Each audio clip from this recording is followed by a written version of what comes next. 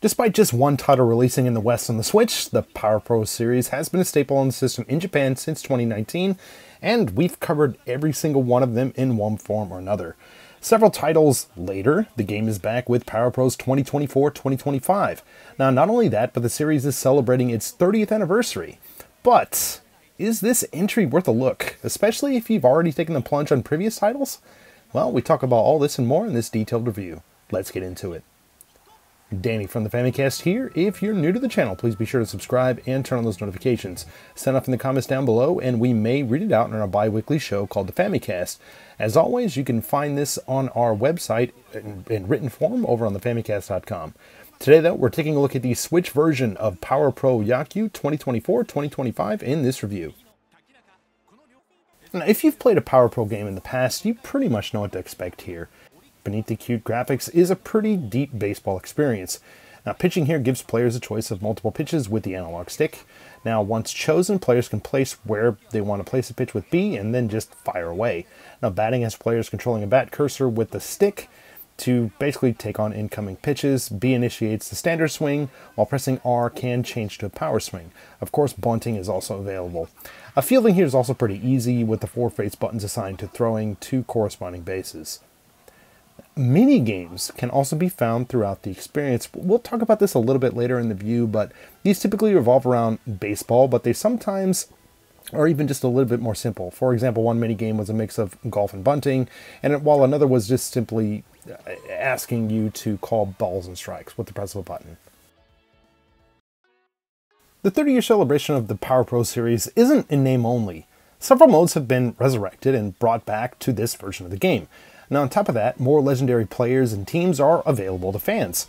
Also, just to note, those that picked up the physical version of the game on the Switch or PlayStation 4 could receive a special game case sleeve featuring Konami's baseball ambassador Shohei Ohtani. I thought this was a pretty cool bonus, and I think hardcore fans would really enjoy this. Now, here are all the modes that can be found in the game. You have Exhibition, Championship, which is the online hub, Home Run Derby, Tournament, Practice, Acon 9, Success, Power Fes Adventure, Pennant, My Life, Showdown Legend Battle, and Live Scenario. Many of these modes are pretty self-explanatory, though some of the staples of the series have seen some interesting updates, but today I'm going to kind of focus on 2 modes specifically. Before getting into that, I have to say that Live Scenario, the mode that allows players to relive turning points in real-life games, that's my favorite mode in the game. Now, additionally, Success Mode, this features some popular stories that were available in past games. I think when it boils down to it, there really are tons of modes and hours of fun to be had here. Power Fes Adventure. Now, this board game adventure puts players on Skao Island, and basically this kind of puts you alongside the lovable glasses-wearing Akio Yabe, that nerd you might have seen in the game before. And from here you have 50 turns to travel the map and assemble a team of recruits to take on the evil, but kind of cute, Satang and her minions. Scouting players is sometimes just as simple here as pressing a button, because you'll need to scout these players to take this creature person out. But other times you actually have to take on a variety of challenges and basically try to find ways to encourage them to join your team. Now, these consist of mini games.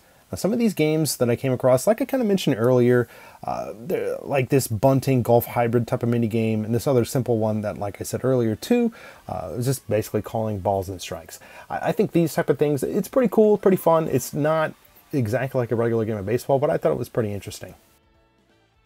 As you may have seen in the promotional materials, Konami is actually offering several characters from other IP, including Naked Snake, Pyramid Head from Silent Hill, Goemon, and more. Now, I haven't played a ton of this mode just as of yet, so I haven't come across any of these characters as I've been playing, but I think it's great to see Konami include these in the console version of Power Pros. Now, as for the mode, if you're looking for something just a little bit different from the standard games of baseball, I think this is a fun distraction. Showdown Legends Battle. Reimagining of a similar mode from Power Pros 10 on the GameCube and PS2 in Japan, players are put up against a gauntlet of other stars. The premise of this mode is pretty interesting, and it contains some very light story elements. Basically, after naming your character, you're brought face to face with a scientist who specializes in virtual reality. Using this proprietary headset, you're now able to take on Japanese baseball legends. Now, after this brief story intro, you're presented with 3 teams to square off against, each with a different difficulty ranking in the upper left-hand corner. Now, these offer 5 pitchers, including 1 legend that you'll need to defeat to move on. Winning battles is as simple as just getting a hit. Now, depending on your settings, you also have several tries to do this, as indicated by the on-screen hearts here. Now, the goal here is to get past 100 players. Now, before choosing a set of pitchers to face off against, it is beneficial to take a look at the different items that each one offers. Now, some can replenish hearts, add hearts, show the direct course of the ball, and more. There's a lot of stuff here to kind of keep an eye on before you actually jump in. But I honestly think things like the heart increase and stuff like that, these are things that can really help you to make like a long run in this game. Now, I should note here that pitching is also available, though it's something that I didn't play around with as much as I did batting. It just seemed like it took a little bit longer. It was just a little bit easier to get in and out of like the batting aspect of this. Now, while the mode is surprisingly fun, I couldn't help but be a little bit annoyed by one thing: entering my name and info every single time that I pop into the mode. Now, just to be clear here too, you are able to customize and save your players for use in other modes or upload to the online database of players after the games. But you can only use that player once, just that one time, or opt to try again with the same character immediately after you fail or something like that. I would have preferred to see more like stat tracking or to see this tied to like some kind of a profile or account or something like that, but it's just kind of the way it is here. So yeah, so once your player's done, it's done. And then, yeah, you can recreate the same guy if you want to, or you can create something completely different. A little annoying, but yeah, again, it is what it is. Several different modes throughout the game bring levels of customization that currently weren't available in the series. Now, of course, the ability to create players and teams are here, but there are also actually new ways to share these in-game.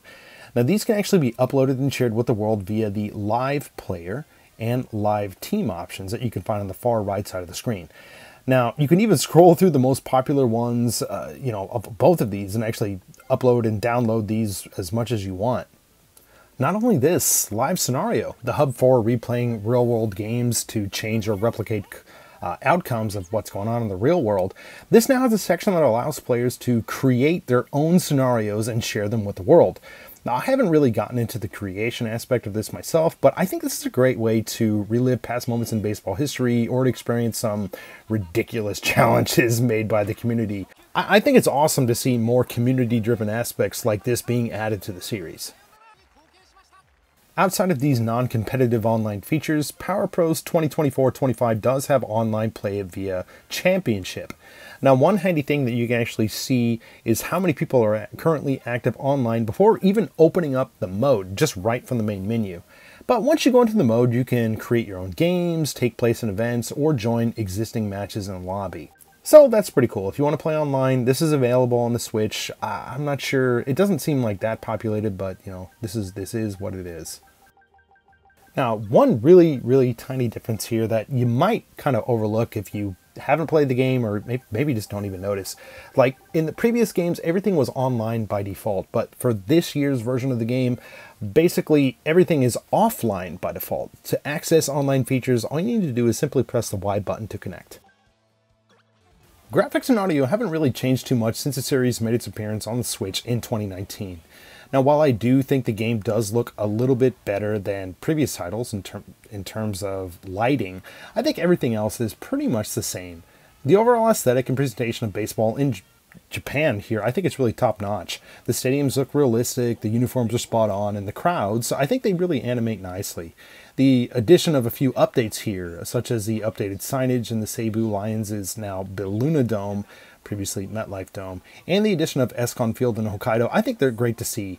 Now, at the same time, lower resolution assets, particularly textures on some in-game signs or uniforms, I think these will be noticeable. Now, this was pretty much the same as in past games on the platform. So I think, honestly, if you're looking for a more high-resolution version of this game, and also the ability to use VR, I'd suggest checking out the PlayStation 4 version. Now, although things look relatively similar to 2022, and WBSC Power Pros, I couldn't help but notice a few technical hiccups here and there. Now, of course, visual fidelity is one thing when comparing this to the PS4 version of the game, but in my time so far with what I've played in 2024-2025, I'd actually occasionally run into some slowdown, namely in cutscenes. Now, as this doesn't really have any bearing on the gameplay, it's not a huge deal, but it's something that you'll definitely notice. Now, I couldn't play the game that much when it launched back in July 2024, but it seems like the bugs that were there at that time have been worked out for the most part. Getting into the gameplay in Power Pros 2024-25 is going to be fine regardless of your Japanese language ability. However, with that said, there are some things that might prove to be a little bit difficult. Now, several of the text-heavy modes are going to be a challenge. There's no really getting around that. Now, these days, though, it really doesn't take years of studying to be able to understand what's going on here. It almost feels like my studying is kind of went to waste, but anyways, there are tons of translation apps out there that can get you through, basically get you to know the general gist of things here. Now, of course, if you're just wanting to use your Japanese in a practical way throughout the game, if you have studied or something like that, there is a good chance to do that. The texture actually features furigana, which will make it easier to read some of the kanji. Now also, just in case you want to place with more like-minded people about the Power Pros series, I'd highly recommend checking out the Power Pros World Discord channel. This community is absolutely awesome. I lurk there a lot, but there are tons of folks there who live and breathe this series, so definitely check that out. I'm going to have that linked up below. Power Pros 2024-25 carries the legacy of the series well when it comes to the gameplay. It's a great baseball sim with tons of modes. Now at the same time, if you picked up the previous titles in 2022 or 2020, you might feel like this one is a little bit lacking in terms of variety or differences from what was on offer previously. Now, on the other hand, if you skipped out on this series for a few iterations, I think now is as good a time as any to get back in. Legend Battle, Power Fes Adventure, the customization options, and other modes can easily give you dozens of hours of content. The language barrier will be a bit high for some, but there is definitely a solid baseball experience here for fans willing to give it a shot. As always, thank you guys so much for checking out this video. If you like what you see, please feel free to drop this one a like. If you feel that we've earned it, drop us a sub. Now, I think these type of things really help out with visibility for our videos, and hey, they just make me feel like I'm not wasting my time on all this type of stuff. Jokes aside, we got tons of other content right here on the channel if you dig this, including our bi-weekly podcast where we give deep dives in Japanese games and all that type of stuff. We got video reviews, looks at Japanese exclusive like this, and a whole lot more. Again, this is Danny from the Famicast. Thanks for watching, and we'll catch you later.